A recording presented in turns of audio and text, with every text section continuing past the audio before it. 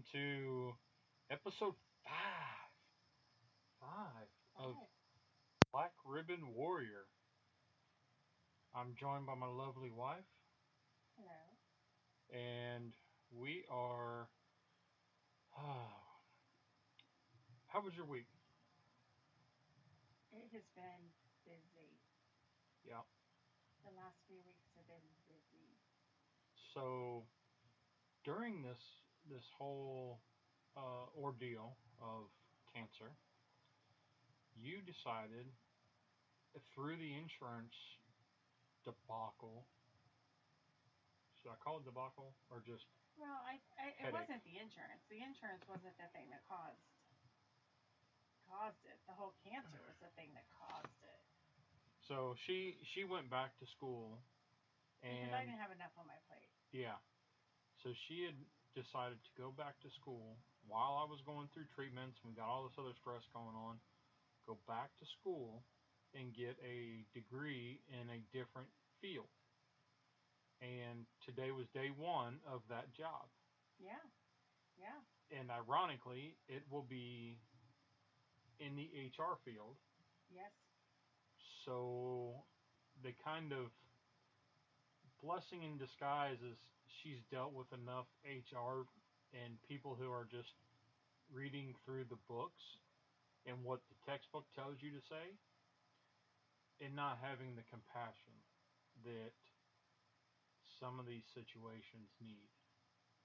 Like I remember when we were talking about the cancer diagnosis, and they were like, oh, you got to call. So we have a number that you call, and it's a third party thing that you got to fill out for your short term disability and whatnot. And I had to figure out what I'm doing, like short term, long term, what all I needed, what paperwork I needed. Um, so when I called, that guy was completely dumbfounded because of the situation. I'm like, oh, like I don't know what's going on. I don't have any definitive dates yet, but this is what's happening. And he was completely dumbfounded, didn't know what to say, and they don't train people for that. Well, and frankly, your HR department, they weren't the nicest folk to work with. Yeah, and They were kind of rude and short, and they weren't very patient. and And you could tell that they were people who this hasn't happened to. I did get one lady one time who was who had been a survivor herself, and she got it, and she understood it. And like I had called and had to check up on some whether something was sent out or whatever. I forget what it was, but her and I had a conversation about cancer, which was I'm sure she got in trouble because she ran over her time and whatever. But for me, when the wife got home and she was like, "So did you call today?" Kind of knowing that it's going to be not the answers we were looking for, and I was like, "Yeah." And I talked to this lady, and you know, just short of praying for me over the phone was what happened. And I believe she even said she would pray for me outside, but we couldn't do it on the phone because of the job. So we're looking forward to her experience with showing that compassion that we didn't we seldom saw. I was going to say, we didn't always Yeah, get. we seldom saw it. So, um, but one thing that we've always said was the Lord's will is our way. Whatever He puts in front of us, we're just gonna go on and go with it. Well, you don't have many other choices. I mean, yeah, you could tuck tail and turn and run, but you wouldn't get very far. So you might as well just fight right through it. Yep, and so with that, I mean, we've been through a lot of challenges health wise and whatever, and one of the biggest things that I kept saying was His will is our way, and even dealing with the insurance companies and getting told this isn't covered or that's covered or this is only good till here or whatever. It was all done by design, and at this point, I kind of think part of it was the future that this future um, adventure, shall we call it, that you're getting ready to embark on. Maybe. And, like she had her day one, and, they kind of talked about some other stuff and some of the next levels for the future. If she was able to move up, what she can move up into, and there was a couple things that piqued her interest. So, hey, there, We'll see. fingers crossed. If that's his will, that's our way. And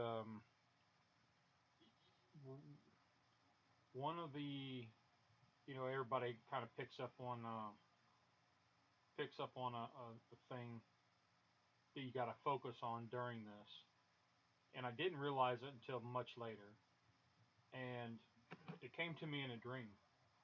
And then when I was going through radiation the first time, it was the one thing that focused on, like, so I could sleep the night before, so I could go through that treatment.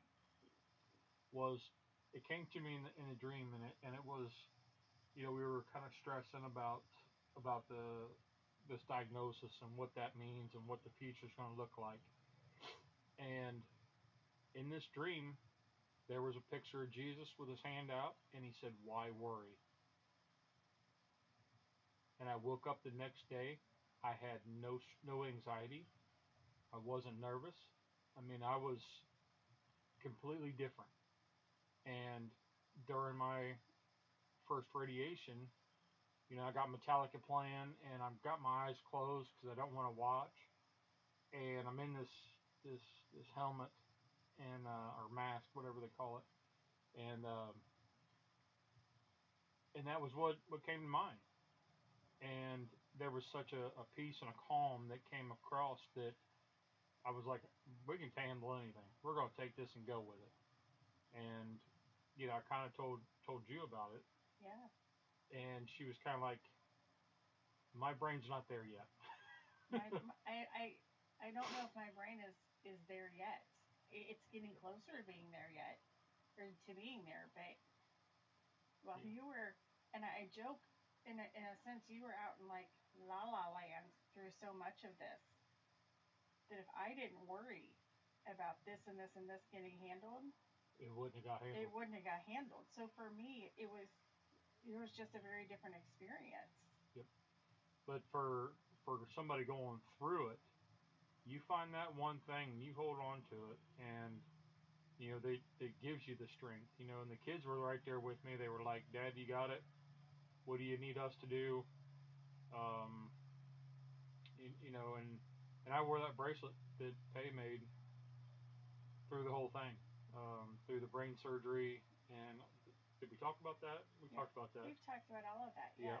And that's still one of the near and dear things that I hold pretty tight. But there was also one verse that just struck me, and I shared it through the whole beginning of everything, and it was Psalms 91:2. I will say of the Lord, He is my refuge and my fortress. May God in Him I will trust. I put that like all over Facebook and whatnot. Kind of this is where I'm at. I'm making my peace, and His will is my way, and we're going to go with it. And I can't. I believe that. I stayed angry a little longer. Yep.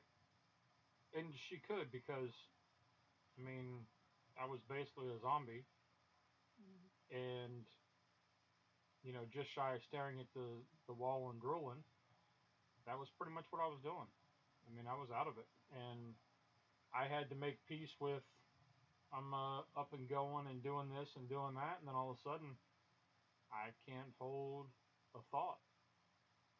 The main thing was to wake up in the morning, thank the Lord, and make sure I didn't pee my pants. Yeah, thank gosh. That's one thing that you haven't done. the small goals of early cancer treatment, brain surgery. Right. So, are we going to get in this today? Yeah. So yeah, when I called the um, our third party insurance place to get the paperwork, that guy was dumbfounded and kind of put me off as I need. I mean, I called him and I'm like clueless. I'm like, Well, dude, look, first, it's important to note that the first time, again, nobody told us how to do this. I didn't know what I was supposed to do. Like when you hear that your loved one has cancer, and now we have a brain tumor. We're looking at brain surgery, and we're looking at all this stuff.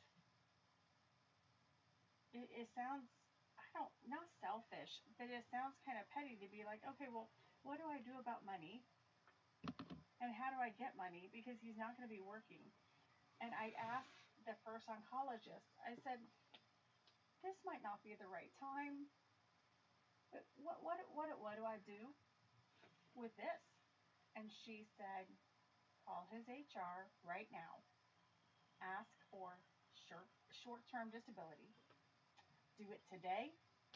Let's get this process started. Have them send me all the paperwork and I will handle it.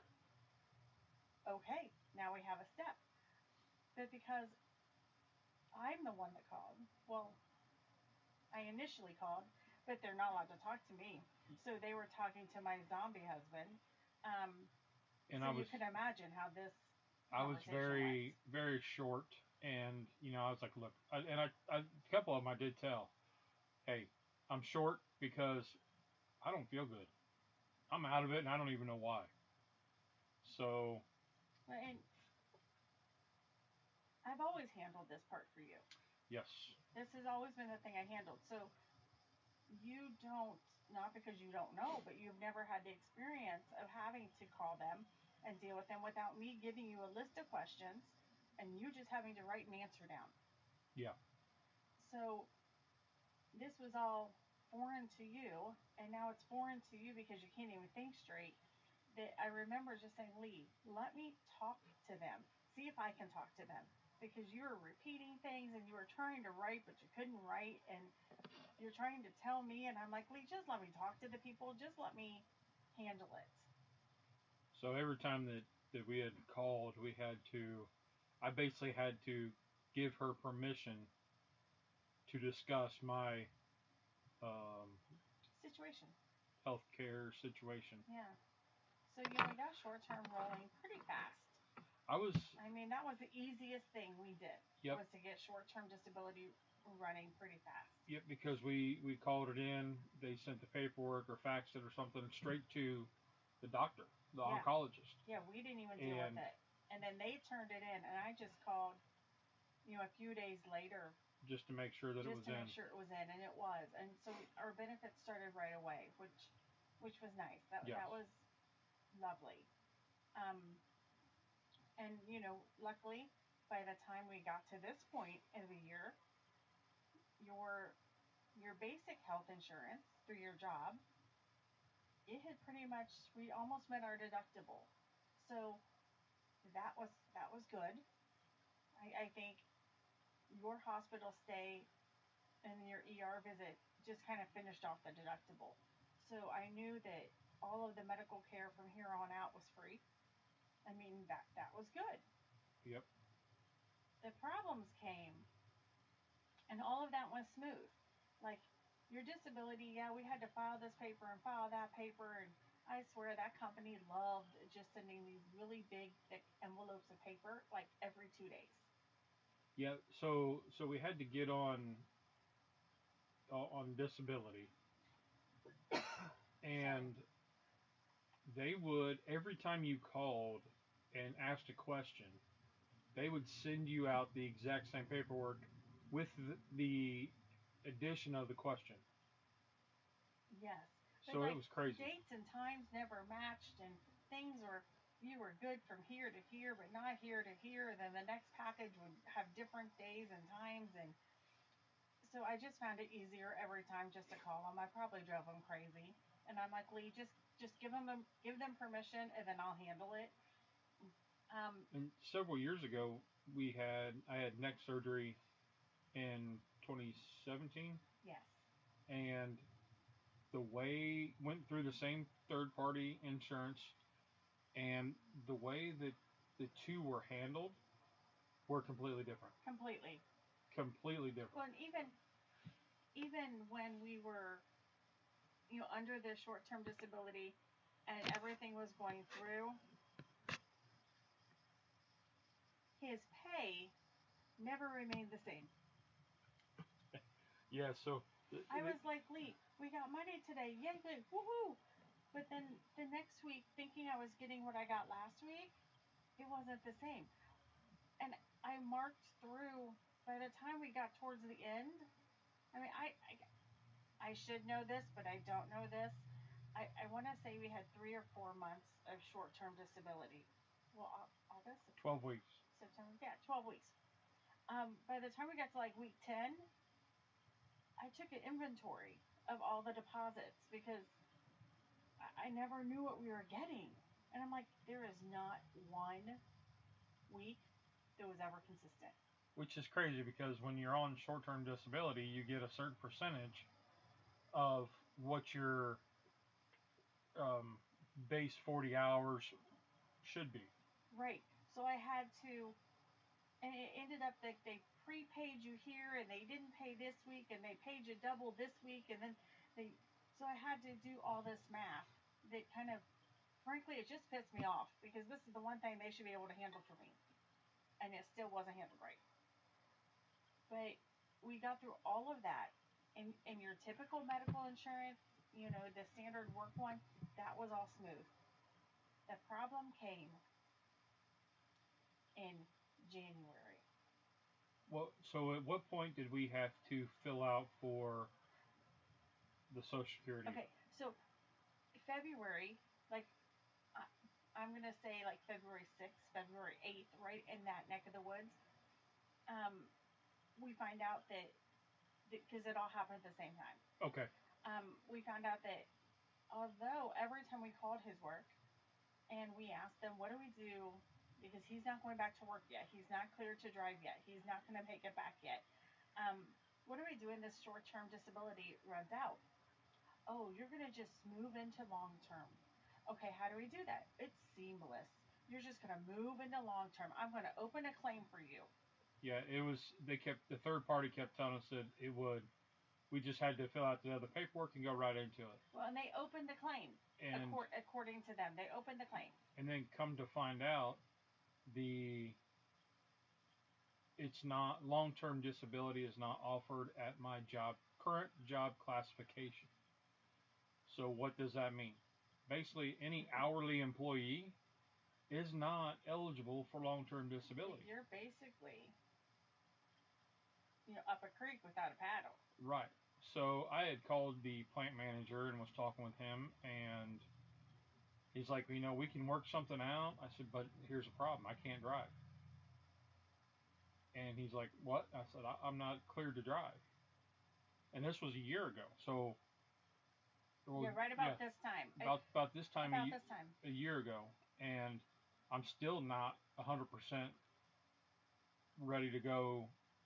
I mean, I can do short drives across town, but if there's a lot of things that go in play. Interstates, he's not so great at yet. Yeah, and if there's a lot of headlights at night, then I'm a mess. Like today, I was driving with Cub, and I was a mess going there. As soon as we got to the school where Cub was, I let her drive. I was like, it's all you.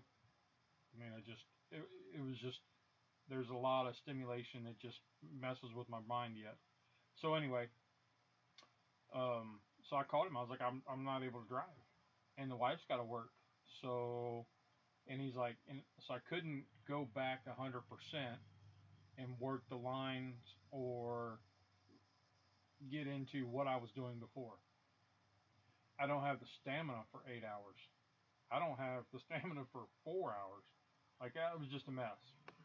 And he's like, well, call me back and let me know what the doctor says and all this because there's no driving and it's a 35-minute ride. So, and the times I couldn't get there with the wife working and whatnot. So, well, I could have figured that out.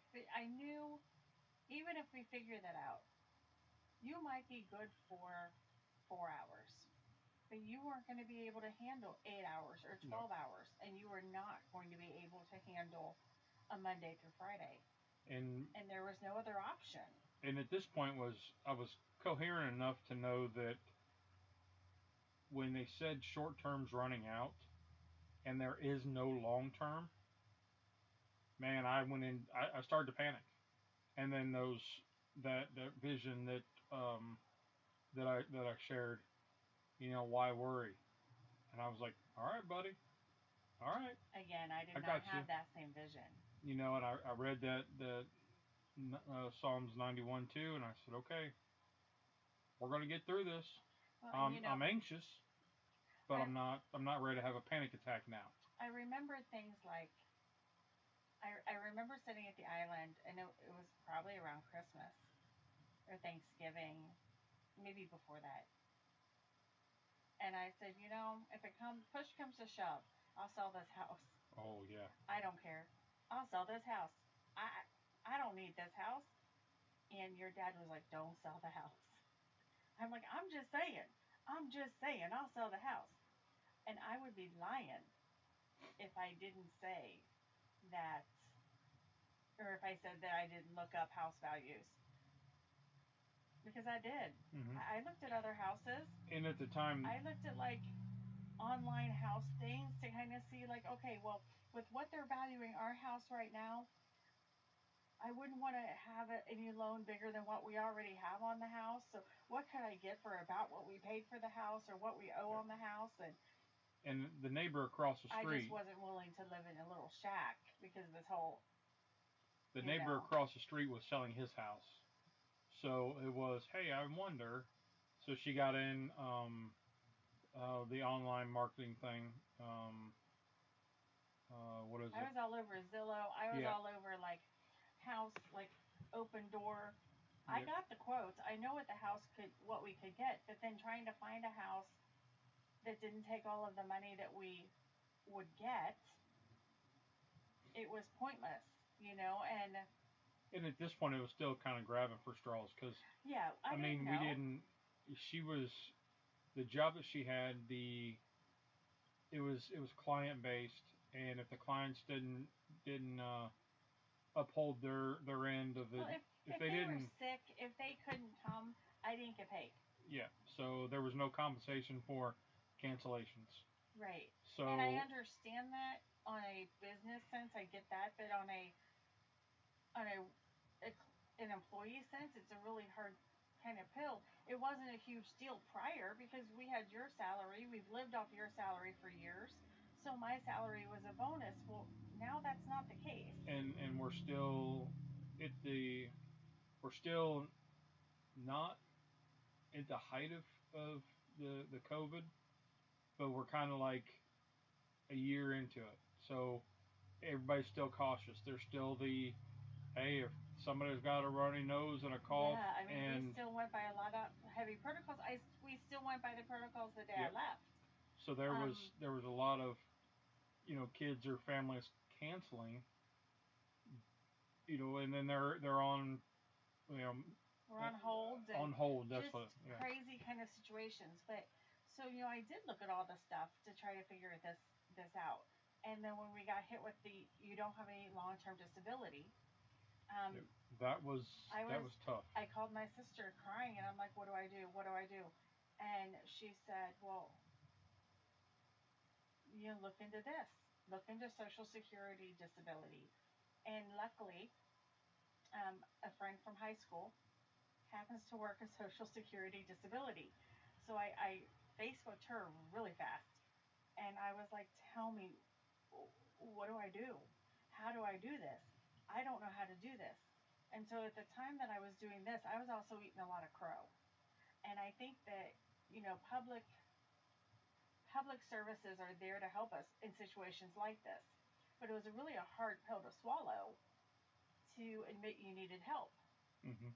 So I applied for Social Security. We applied for Medicaid. I applied for food stamps. I didn't know what else to do. It wasn't necessarily that moment of, oh, I've nailed this. I'm proud of this.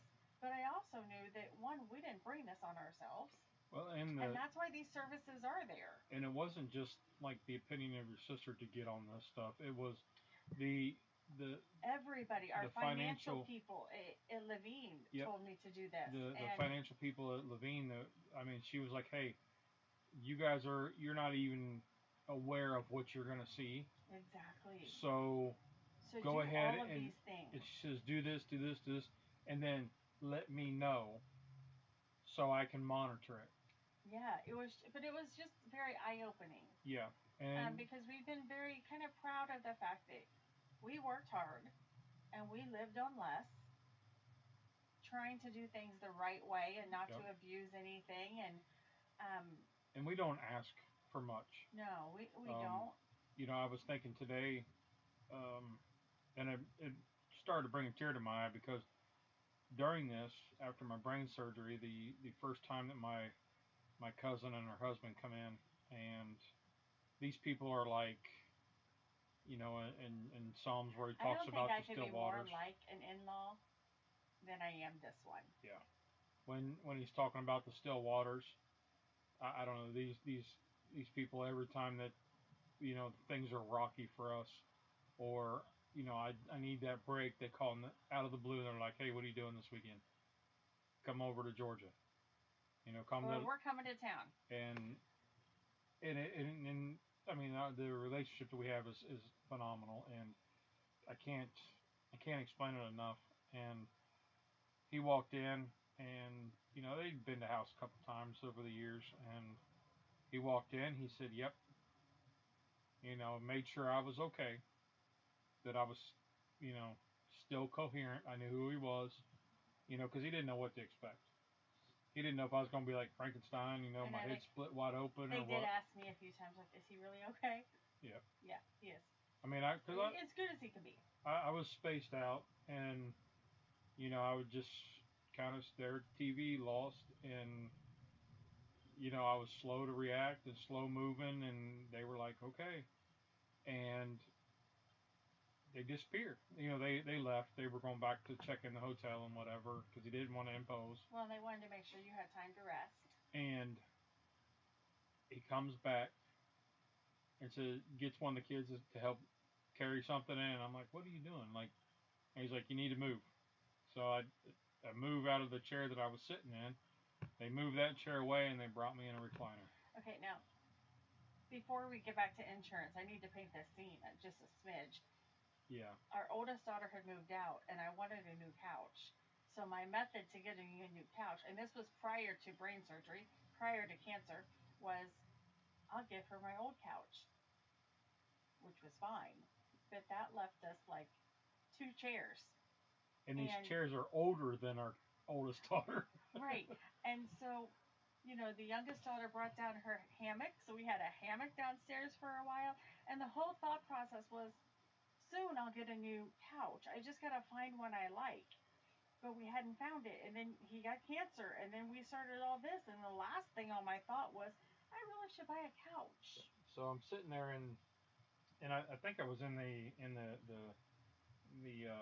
glider camping chair, and he says, Everybody just used camping chairs at this point in our lives. yeah, it was one I'd gotten for Christmas, and I really liked it because it kind of hangs and then you swing, so it's like a hammock folding chair, camping chair. But anyway, so he brings us in, and it's in two pieces, and I mean, I'm like, damn it, you guys, that was the closest I've been to crying in a very, very long time. Yeah. And like, it was just showing that the support, and he goes, you needed it, and I can do it. So, okay. And I was thinking about that today. Yeah. While you were sitting in it? Yeah. Okay, so back to insurance. It's a hard thing keeping him on track, y'all. Yeah. It's a really hard thing. Well, and the insurance, So, it's well, you frustrating. didn't do the insurance. No, but the little bits that I didn't have a part in. Yes, she can talk to you. Yes, she can talk to you. Are you serious?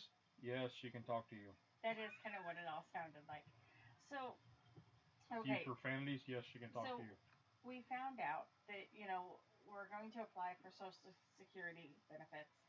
We had applied for Medicaid, which that for anyone who has had to apply for Medicaid and you've gotten it, hats off. You are amazing because that application was mind numbing and it was horrible. And it just, I don't know, it caused me to be so incredibly humble in a time when I was already as humble. I mean, I called my sister crying as I'm filling it out. And same thing with trying to get some food benefits because again I didn't know what the hell I was doing. This is what was recommended. So luckily my friend talked me through the Social Security. So we got that going, and then I got told, hey, you can get this for the girls. Oh, how do I do that?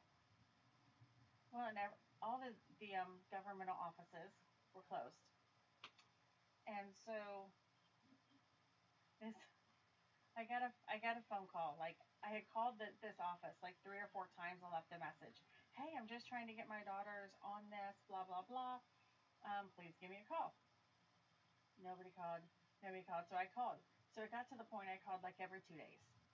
Finally, someone calls, and they said, I said, okay, how do I do this? And she said, well, you'll call me.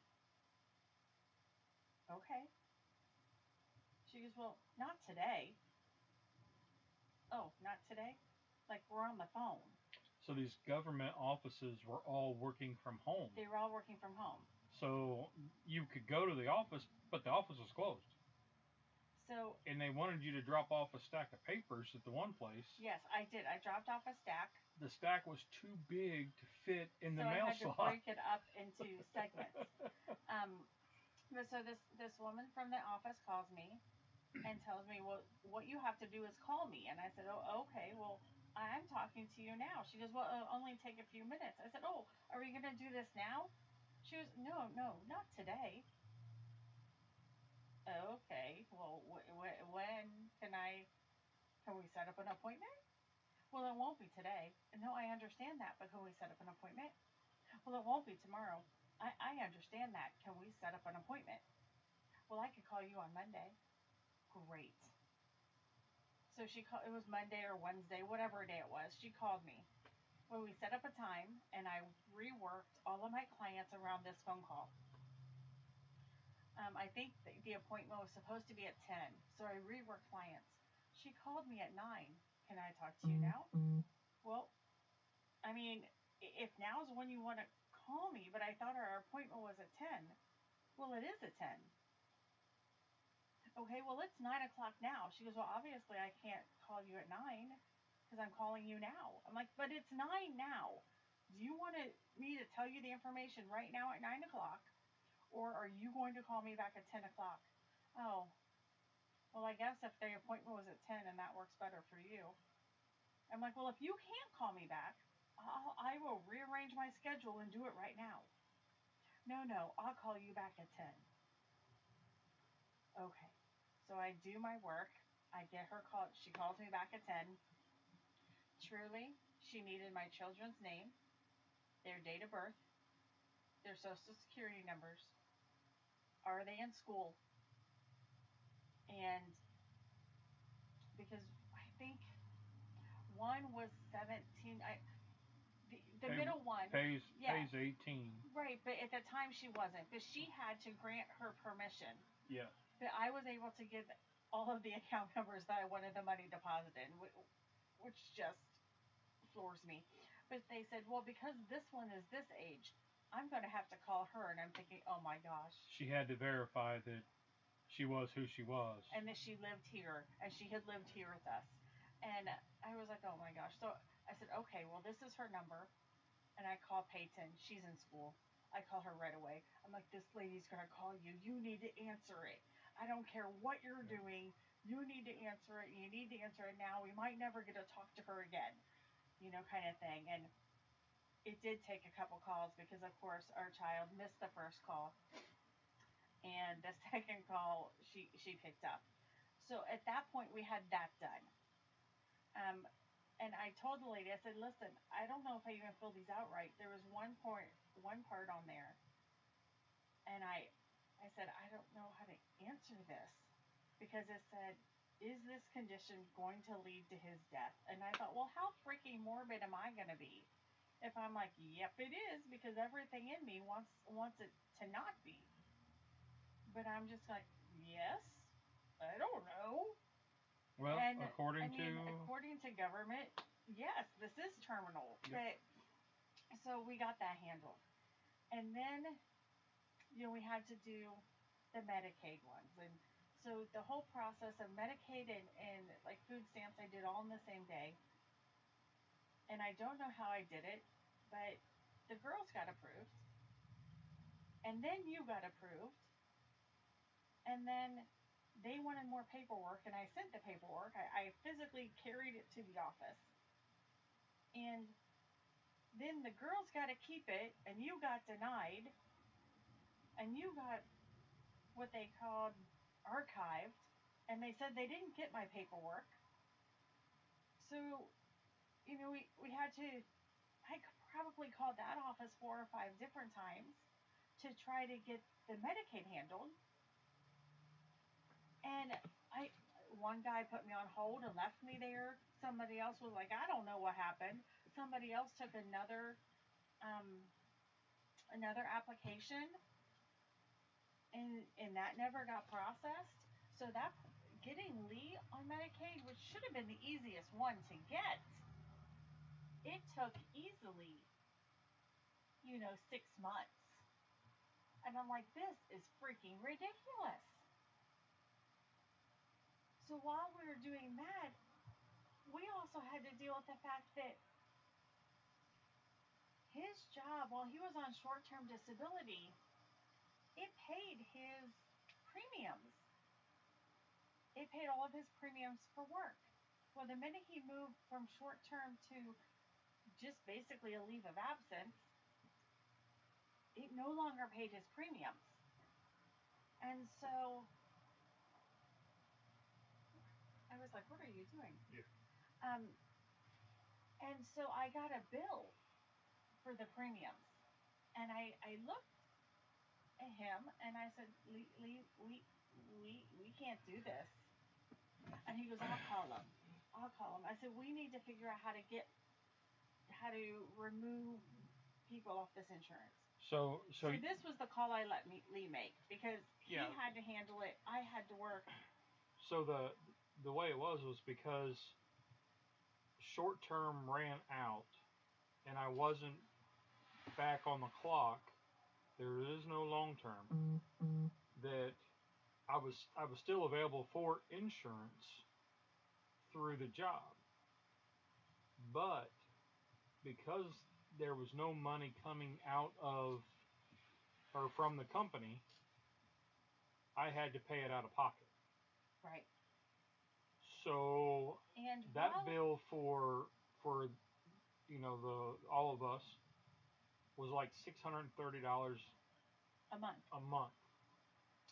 and and while yeah, we could have foregoed the health insurance a little bit because I got the kids on Medicaid, and that's a whole nother discussion we'll talk about in a minute with how I had to do it. But we had to keep your life insurance Yep. because So you couldn't get life insurance now. so we didn't know. So we had to call and discuss how to get it down and Well, I remember you calling and you being like, honey, you'll be so proud of me. I called today and we are able to keep it. And I said, okay, babe, that's great. How much is it? Knowing I knew this amount already. yeah, because I was like, she's like, here's your task, and this was like the first task I've done since brain I surgery. wrote everything Man, on paper, question by question to ask. and I'm telling you what, I was excited because He was. I I nailed this task. I nailed it. I called. I dealt with them in a You had nice all of my way. questions answered. I had all of her questions answered. I felt great. The problem was, And then she says, how much gonna cost me? I was like, I don't know, but we're able to keep it. She as, goes, no. How much is it gonna cost us? I said, I don't know, honey, but we're still insured. We just get a bill So for I it. said, now you need to call them back and you need to ask, how much is it going to cost us? So you want to talk about bursting a bubble? I mean, I was on the high right there. Man, I felt good. I was I was up dancing, man. And And then this is about one of those times when he was so mad at me. she comes in. She Oh, burst he the was bubble, so mad. and it was like you're up dancing, and you wipe out and break your elbow. Now, mind you, I've been handling all of the tasks since August. And so this is like February, and he's handling one, and he was really proud. And it was a hard day when he told me this, and it was even like when I got that total, the $631. I'm like, how do you think we're gonna do that? And he said, well, I don't know. I don't know. So that became the new thing. So that was the new question. Like, what do I do with this insurance? Because I didn't want to really start over. We'd already met the deductible. We'd already, everything was, even for the new year, you met the deductible. Yeah. Um, so we're like, oh my gosh, what do we do with this? So I called the financial people at Levine, and they said, well, call this guy for insurance. So I called that guy, and while that guy was nice, and I know that he wasn't invested in our situation, I called him in tears. Well, at first I called my guy. I called our insurance guy, and he said, I don't know if we can. And I just cried. And I'm like, I'm sorry. I am so sorry. I'm crying to you right now. I don't know how to do this. There's no way I can pay this money. And if I can't pay this money, he's going to lose life insurance. I didn't care about health insurance because I knew his Levine has some programs to help us with that. That the life insurance was the one I was most scared about because we are really living in this life and death kind of situation that if I don't have life insurance, what are we going to do? Like if I don't have money for this bill, how am I going to pay that bill if Yeah. I ever have to? Because the kids aren't digging a big enough hole for me. Right? Yeah. Only one of them will really hold the shovel. So, Right.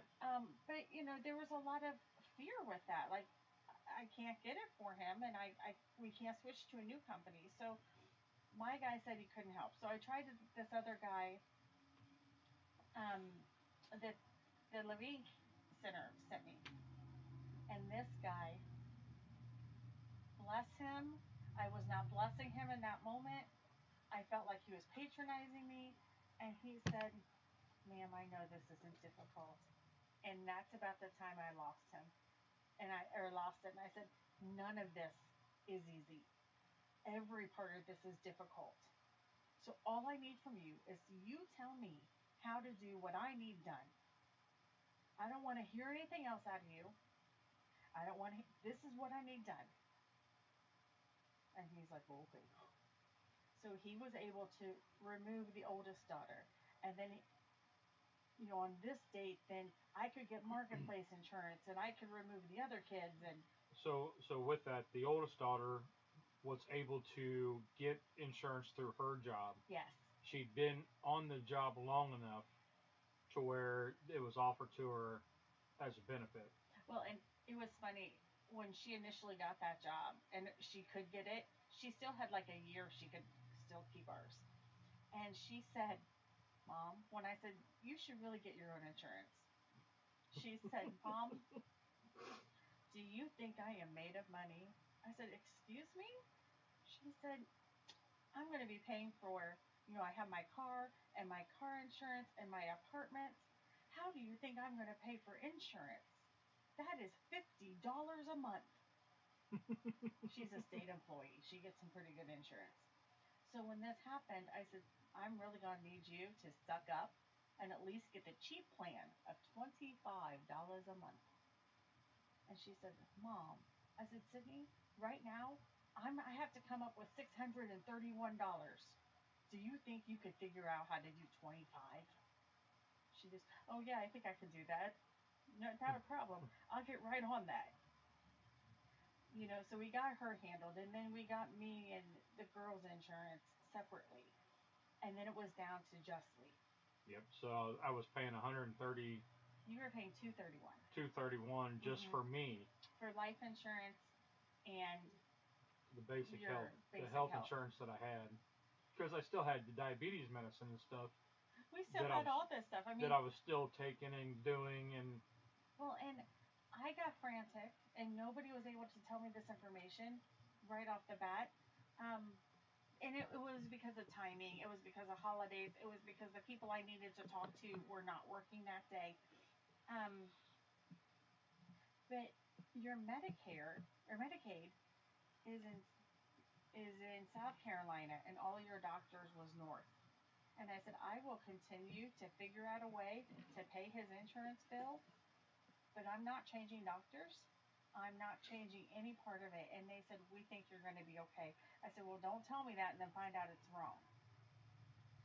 And so far, we haven't had any issues, but I was like, I don't want to mess up anything we have. That was also a fear. Like, we finally have found our groove. We found a team that we really trusted, and they were straight and honest and forthcoming with us. And I didn't want to risk that either. So it was just kind of again, it's a roller coaster or a carousel of horrifying things that there was no stop button for. no. It was like, hop on. It's a nice little gentle ride. We think it's going to be easy and fast, and we're going to do some chemo, and we're going to call this done. And then it was one thing after the other thing after another thing, and three more specialists, and this and that, and oh, we have a new tumor, and that. And when they say that cancer touches every aspect of your life, let me just say it doesn't touch it. That dude hula hoops through it all. It was, I mean, there was nothing that it didn't touch. I haven't found anything. No, no, I mean, and it didn't just kind of, touch it like you would touch something hot, like nice and fast, and ooh, that kind of was burny. It put my whole hand on the damn burner and held it there. Yep, it was. And going through this, I mean, And now I think I can laugh a little bit about the issues with the insurance. Well, when you're going through it, and because your emotions are. I mean, nobody's going to tell you the right answer, well, and no matter what it is. You're calling and they're telling you what they can, but it's not the right answer. And even if it is the right answer, it's not the answer you're looking for because your emotions are over the top. Level 27 well, because on a scale of 10. every single nerve had been touched. I mean, I was dealing emotionally with all of the issues of you having cancer, trying to keep everything normal for the girls, trying to trying to make sure that Peyton's senior year, she still got to do the things her senior year that she deserved to do. Trying to figure out how we're going to send her to college because she deserves to go to college. Prom, How prom dresses, to do prom pictures. dresses, a military ball, and the pictures, and the graduation parties, and all of the stuff that she is entitled to have, and how to have Christmas. And because That was a tough one. I not mean, that our kids they're not spoiled by any means, and they got it, and they would have been happy if we just got played a couple games and watched some movies and ate some cookies. They would have been fine with that because they knew that we were in this season of life that was really hard. But while we were dealing with all that, we were also dealing with constant aches and pains from you, and constant struggles with keeping any kind of homeostasis in your body, yeah. and how to do that, and how do I work. And when I was working, I wasn't really thinking about what I was doing because I was so scared about what was going on at home when I wasn't there, and running the girls because you weren't driving, making sure they got from here to here to here to here to here, and that all the T's got crossed and the I's got dotted, and that I still tried to find time to do something for me. She went back to school as her way Well, of alone time, no, I don't think that was it. It mom, was mama more. time. It went. It really shifted, and this shift Yeah, happened. That I it said, if you're not going to be here, or if you are here, I'm now the breadwinner, like the kind of and what I'm conversations doing isn't there was helping us right there now. were serious conversations. We would kind of pick when I was lucid, Yeah. when I was there, like aware and ready to have the hard conversations. Do we need to refinance the house because that would save us money? Do we need to Sell the sell the car. house? Do we need to do this or that? Life insurance. What do we do going forward if you're not able to work? Fortunately, the government says I'm terminal, so Well, and I'm able to. frankly, you still I'm couldn't work at this point yeah. in your recovery. You still couldn't do it 8 to I 10 mean, to 12 hours a day for 5 days a week.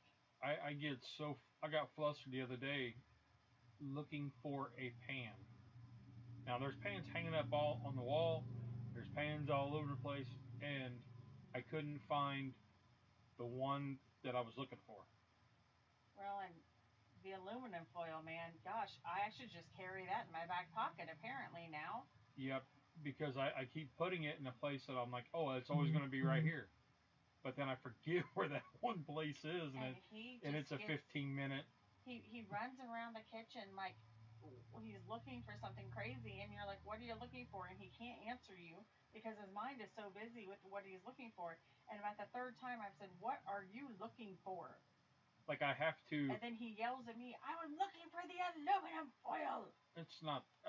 It's not And loud yell. It's more like a gruff under my voice, kind of. it's not gruff under your voice, but and it's not like yelling at me like it is all your fault, but Yeah. you still yell towards me. It's And the this is just the frustration of way it is. it's the This is frustration of our I new can't. life. It's the frustration of I can't say.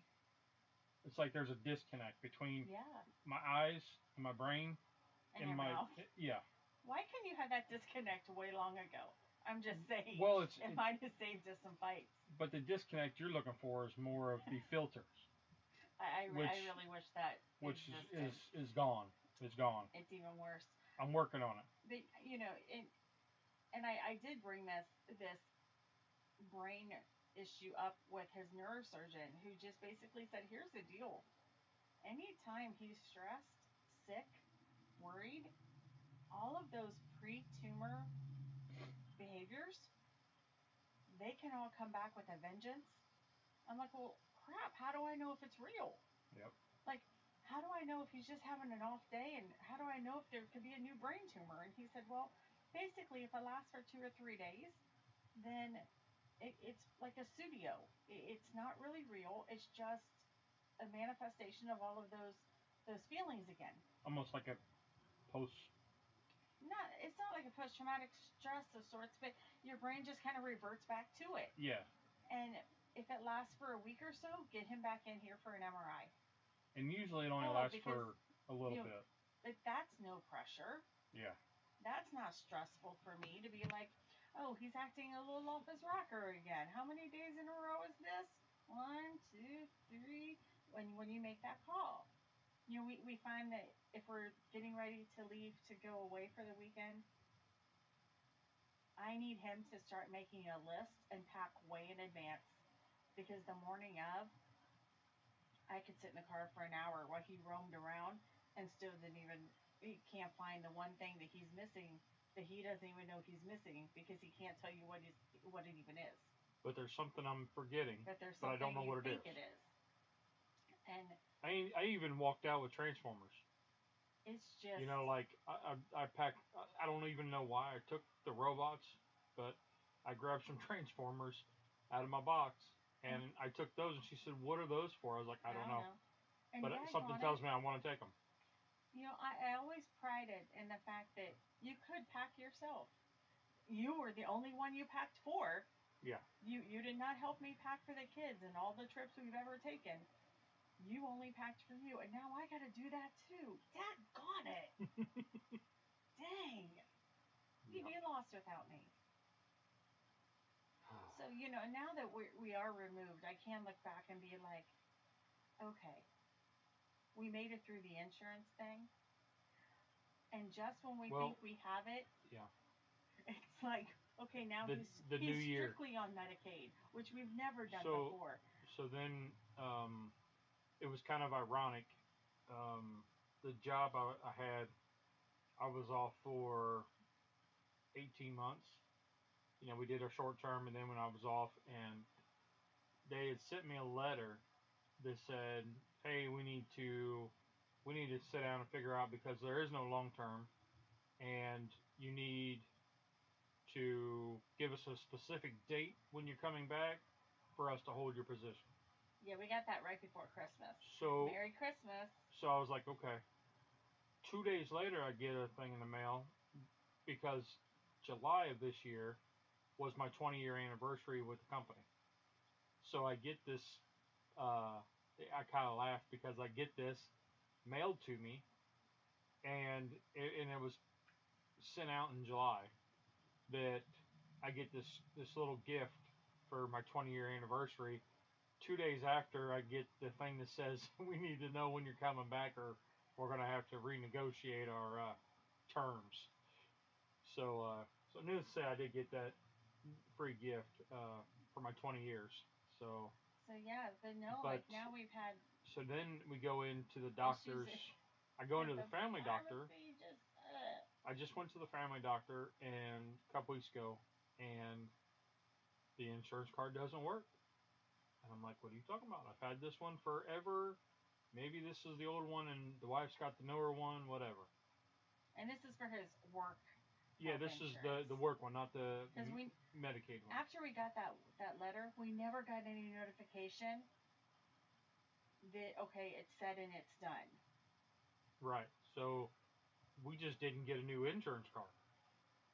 Which is not uncommon. So she's like, well, I paid it, so you should have it. But we never got it. So anyway, we're I guess we're done with that. I guess we're done with that one. So I guess we're done with that one. So she gave me the Medicaid one, and I went back in to give blood, and they said, "Oh yeah, okay, this one's fine. This works." And the results of that was my A1C was a 7.4, which is up. It's a little bit higher than in August. It was a 6.8. So, but my thyroid number was also high, so that explains a lot of the sugar problems that I've been having. And we'll get into managing the sugars and. Well, maybe we'll have to talk about all of the management that we didn't know we would be doing. Yes. In the next one, and all of our ologists that we have come to appreciate and adore. Because I'm gonna say I think the only ologist I didn't see was the butt guy. There's a few more ologists you didn't see, but. And the eye guy. I keep putting the eye guy off. There's also a few more, but overall, I mean, we've seen more than we thought we had to see for cancer. Yeah. I think that's a fair assumption. That we've seen more than what we thought we had to. So, in that the insurance, it's a headache. I'm still glad we have it. And you have to have it. I don't see how you could do it without. No. But I don't know. It was one of those. It all works out. I mean, His will's our way. We got to keep your faith, and we'll have to dedicate a episode to that because. I also think we were blessed that we had people in the know for different programs that I could call and be like, I'm so confused. Please help me. Please help me. And they did without a question, without a second thought. They gave me the information they had, and to say it takes a village is an understatement. Without our new friends, old friends, family,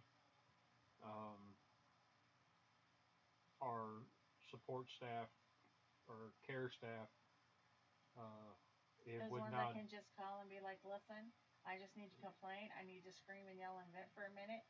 you can just put the phone on the counter. That's cool. Yep. And they still love us at the end of it. Yep. So I've got a buddy that I've met through YouTube, and he's over in Utah or Idaho, and we just talked the other day, and it was one in Nebraska that I've met through YouTube, and we text back and forth, hey, how you doing? What's going on?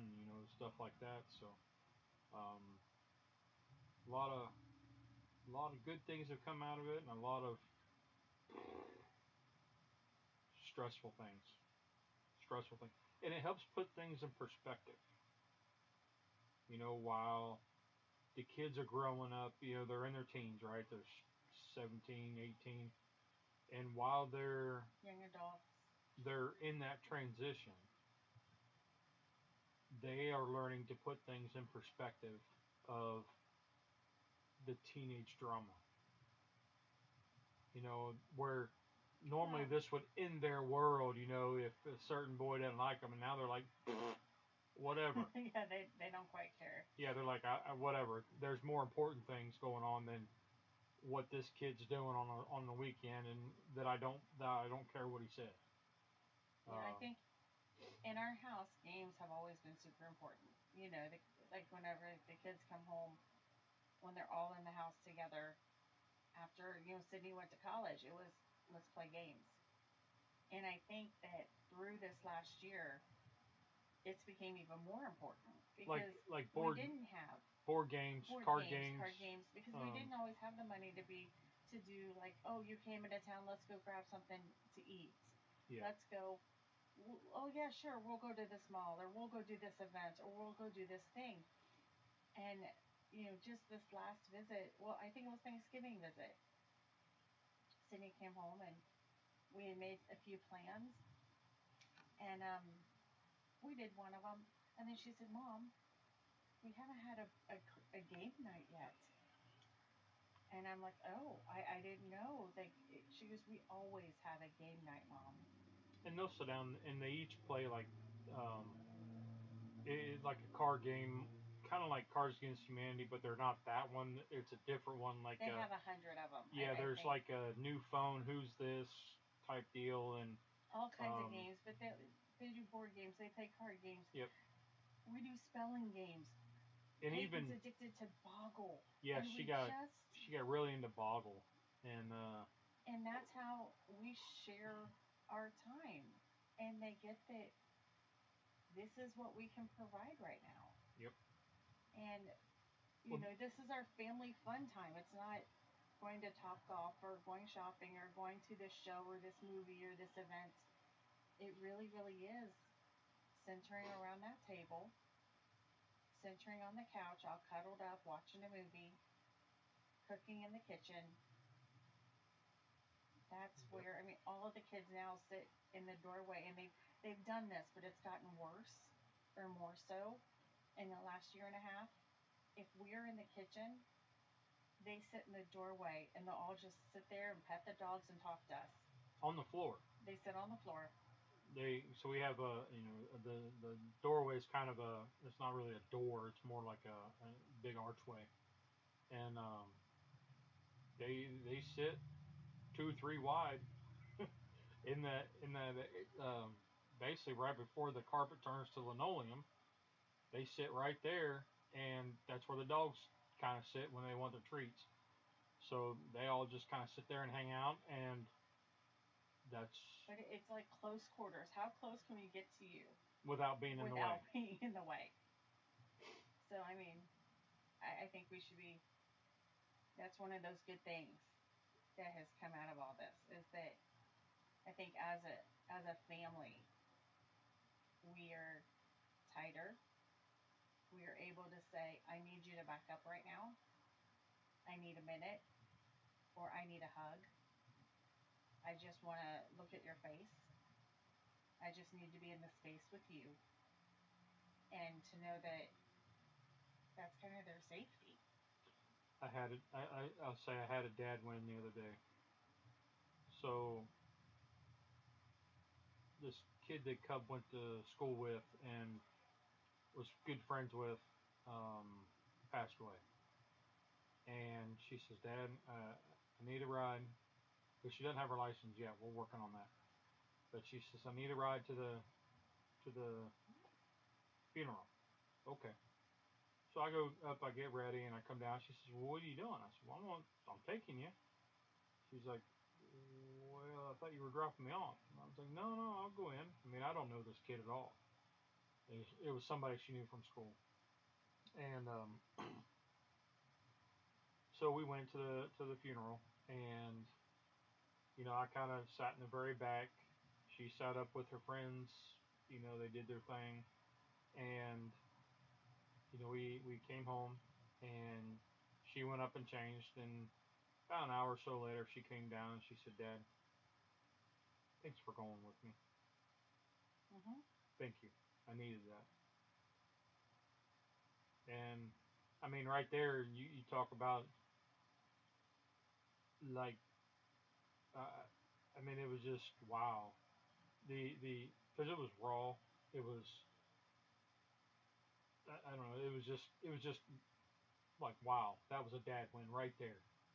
And I don't know that we would have had that if we wouldn't had the issues with cancer, Right. because we did get closer. We have gotten more open, because I could have said, "Well, I don't know this kid. You're not going." But I went, and I was there for her, and she didn't want to talk on the way home. She cried, and she just broke down, and that's what you're supposed to do. And she was like, "Okay." She's had some questions, and we talked, and but for her to come back and tell me, "Thank you, thank you, I needed that." Yeah, that was a dad win. So Like we have parenting wins every now and again. every now and again. Parenting mistakes, parenting wins, couple mistakes, couple wins. Yep. I mean, we do it, and I think that we tried really hard to set the tone when this first happened. That we wouldn't cry every day, and I've done my fair share of crying, Yeah. but we've also done our fair share of laughing and joking and celebrating and living and accepting Yep. and learning, and One we've done it all. the one thing that I do every day, and I've tried to show that to the kids, is my faith has gotten a lot stronger, and tomorrow's not promised. I wake up every morning thankful, and I don't know what it is I'm supposed to do, but I'm doing The dishes. You're supposed to do the it. dishes.